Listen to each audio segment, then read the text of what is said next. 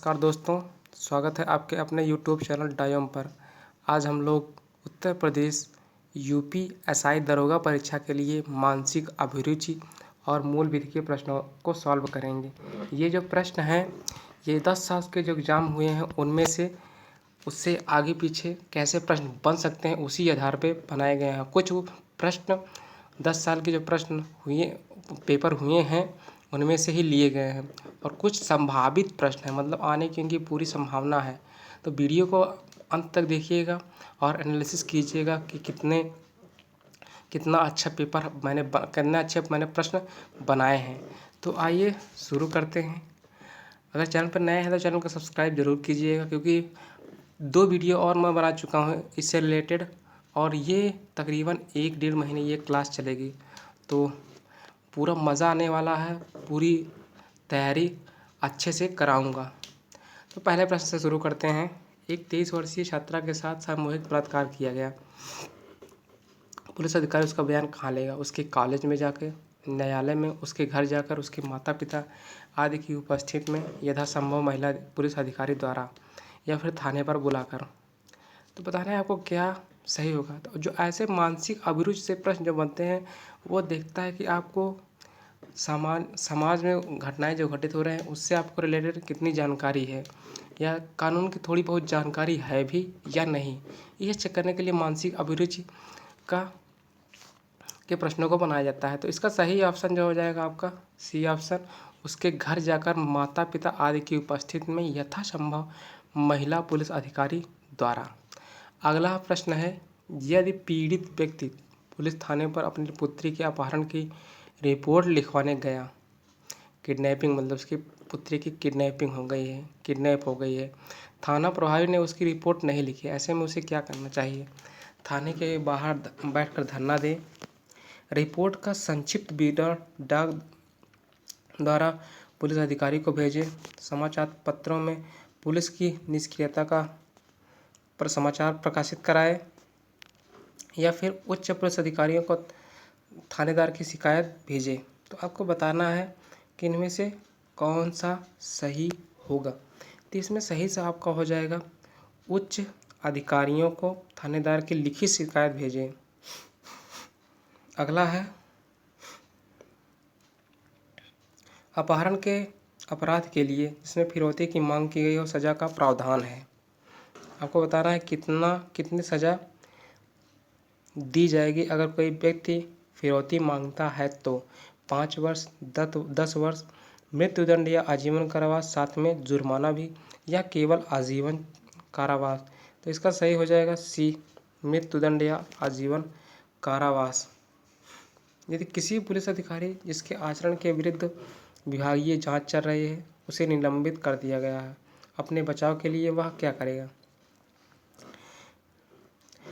याचिका प्रस्तुत कर सकता है कि उसका निलंबन आधारहीन है, प्रतिवेदन प्रस्तुत कर सकता है, फिर से आवेदन कर सकता है, मतलब उसका निलंबन दुर्भावना के कारण किया गया है, विभागीय जांच 3 वर्षों में ही पूरी न हो पाने से निलंबन आदेश रद्द हो जाना चाहिए। तो इसका सही ऑप्शन है याचिका प्रस्तुत कर सकता है। जो याचिका करता होगा वह कह सकता है कि उसका निलंबन आधारहीन है। अगला है, यदि कोई पुलिस अधिकारी किसी व्यक्ति को गिरफ्तार करता है तो उस समय वह अपने नाम की प्लेट और वर्दी पर अवश्य लगाएं। गिरफ्तार मेमो पर किसी प्रतिष्ठित व्यक्ति या गिरफ्तार व्यक्ति के परिवार से सदस्य से हस्ताक्षर कराएगा। अभियुक्त को सूचित करेगा कि उससे अधिकार है कि वह अपनी गिरफ्तारी सूचना अपने संबंधी या मित्र तक पहुंचाए। उपरोक्त सभी। तो आपको इसमें बताना है क्या सही होगा। तो इसमें सही हो जाएगा आपका डी ऑप्शन, उपरोक्त सभी। अगला है, यदि किसी स्थल पर दुर्घटना घट गई हो तो दुर्घटना स्थल पर पुलिस को क्या व्यवस्था करनी चाहिए? भीड़ व यातायात पर नियंत्रण करना, शांति व्यवस्था बनाए रखना, जीवित बचे लोगों के लिए कैंप, भोजन पानी, दवाओं की व्यवस्था, चिकित्सा सुविधा उपलब्ध कराना, गंभीर घायलों को अस्पताल पहुंचाना। तो आपको बताना है इसमें से क्या सही होगा। तो आपको सही ऑप्शन जो हो जाएगा आपका जीवित बचे लोगों के लिए, ये आपका डी ऑप्शन सही हो जाएगा। चिकित्सा सुविधा उपलब्ध कराना, गंभीर घायलों को अस्पताल पहुंचाना। ये थोड़ा सा अच्छा सा प्रश्न है। श्याम कुल्हाड़ी से मतलब ये एक सिचुएशन बेस्ड क्वेश्चन है। श्याम कुल्हाड़ी से काम कर रहा था, तभी कुल्हाड़ी का सिरा मतलब जो फल होता है जिसमें लोहे का लगा रहता है जिससे काटा जाता है, सिरा निकल कर आवास में खड़े एक व्यक्ति को लग गया और वह व्यक्ति मर गया। श्याम ने कोई अपराध नहीं किया। यदि उसने उस आदमी को नहीं देखा, उसकी कुल्हाड़ी तेज ना हो, कथित व्यक्ति का कथित सावधानी का अभाव नहीं था, उसका कृत्य कानूनी है। तो आपको बताना है इसमें कौन सा सही हो जाएगा। तो ये आपका सही हो जाएगा आपका पहला ही ऑप्शन, उसने उस आदमी को नहीं देखा।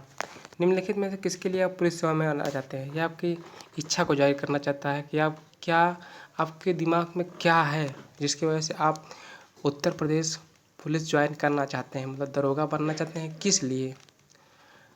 पहला, अधिक पैसा कमाना, सबके मन में रहता है लेकिन ये नहीं होगा। अधिक प्रतिष्ठा व अर्जित करना, आत्मसंतुष्टि व गर्व की भावना, त्याग, समर्पण व निष्ठापूर्वक सेवा की भावना। तो इसमें सही हो जाएगा आपका सी ऑप्शन, आत्मसंतुष्टि व गर्व की भावना। मतलब ये तीसरा जो चौथा स्थान आपको सही लग रहा होगा, लेकिन ये जो है जब कार्य करते हैं तब जो है ऐसी त्याग, समर्पण, निष्ठा, सेवा की भावना आती है। लेकिन ज्वाइन करने से पहले आप में यही आती है कि आत्मसंतुष्ट रहूँगा मैं, पुलिस सेवा जान मेरा भविष्य सुरक्षित रहेगा और मुझे लोग देखेंगे तो गर्व महसूस करेंगे, ये आपके मन में चलता है। अगला है सांप्रदायिक सद्भाव मजबूत करने के लिए क्या करना चाहिए? जातीय संगठनों पर रोक, सांप्रदायिक शिक्षण संस्थाओं पर रोक, सांप्रदायिक साहित्य पर प्रतिबंध या उपरोक्त सभी। तो आपको सही ऑप्शन है उपरोक्त सभी।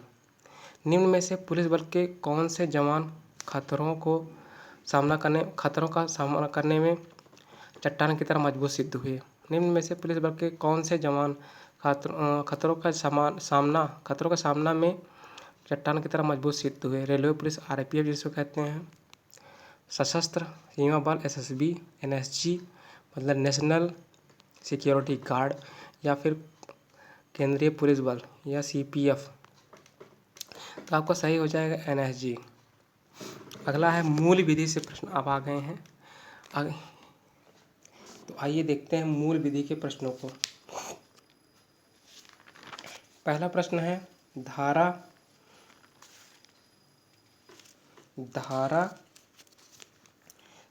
23 के अनुसार जाति एवं अनुसूचित जनजाति अत्याचार निवारण अधिनियम के प्रयोजनों के लिए नियम बनाने की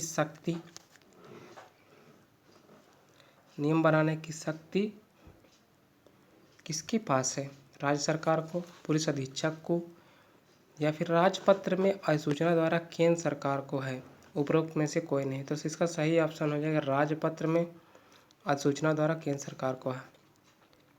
अगला प्रश्न है पर्यावरण संरक्षण अधिनियम की धारा 2 का विषय है। संक्षिप्त नाम, विस्तार और प्रारंभ, परिभाषाएं, निर्देश देने की शक्ति, सरकारी विश्लेषक।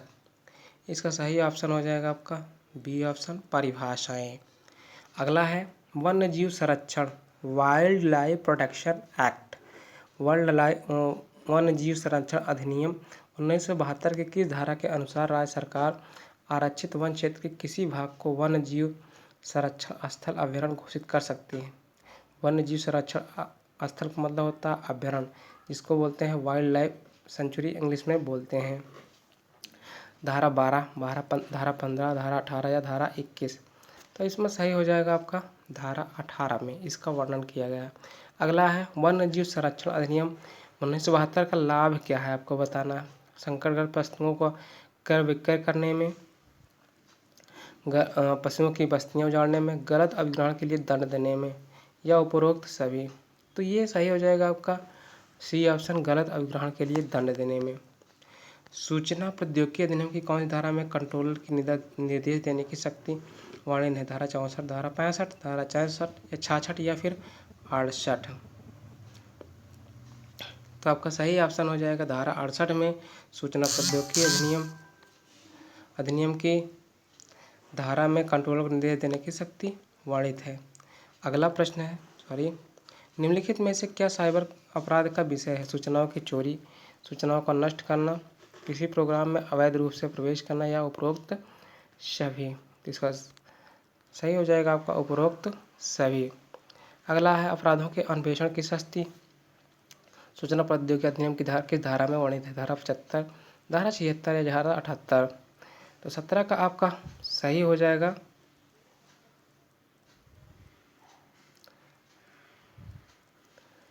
अपराधों के अन्वेषण की सस्ती सूचना प्रौद्योगिकी अधिनियम की किस धारा में वर्णित है? तो आपका सही ऑप्शन हो जाएगा धारा 78 में इसका वर्णन किया गया है। निरुद्ध किए गए व्यक्तियों का अस्थायी विमोचन राष्ट्रीय सुरक्षा अधिनियम 1980 की किस धारा के अंतर्गत किया जाता है? धारा 14, धारा 15, धारा 16 या फिर धारा 17।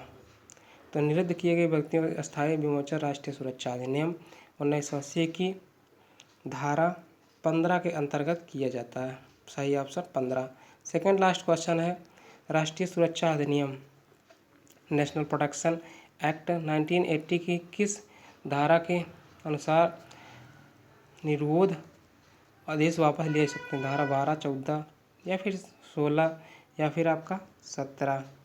तो जो नेशनल सिक्योरिटी एक्ट या फिर नेशनल प्रोटेक्शन एक्ट है, ये आपका धारा 14 के अंतर्गत के अनुसार निर्विरोध आदेश वापस लिए जा सकते हैं। और हमारा अगला आज का प्रश्न है, भारत के किस राज्य में दंड संहिता मतलब आईपीसी भारतीय दंड संहिता लागू नहीं होती? आईपीसी इंडियन पीनल कोड जो भारतीय दंड संहिता जो है इंडियन पीनल कोड जो है लागू नहीं होता, तो वो है आपका इसमें कौन सा होगा ऑप्शन? नागालैंड, अरुणाचल प्रदेश, जम्मू कश्मीर एवं पंजाब। तो इसमें सही हो जाएगा आपका जम्मू एंड कश्मीर। बहुत बहुत धन्यवाद आपका हमारे इस वीडियो को देखने के लिए। अगर वीडियो अच्छा लगा हो तो इसको लाइक कीजिए, दोस्तों के साथ शेयर कीजिए। चैनल पर नए हैं तो चैनल को सब्सक्राइब करना ना भूलें। Thanks for watching. मिलते हैं अगले वीडियो में कल कुछ और इम्पोर्टेंट मूल विधि और मानसिक अभिरुचि के प्रश्नों के साथ। Thanks for watching. जय हिंद, जय भारत।